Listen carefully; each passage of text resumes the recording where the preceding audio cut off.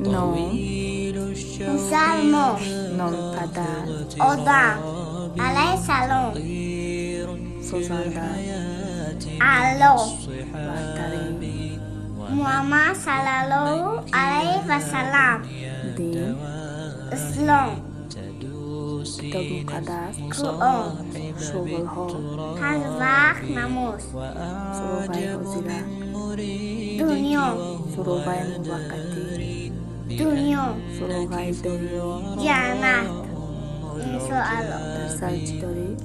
چجی دعوت تدمیر بویی محمد در دهنه کلی سرده در گوشت ازان دینی تو دین اسلام تو بنده کی؟ بنده خدا جان اومدی کی؟ امتی محمد مصطفی کتاب چیه؟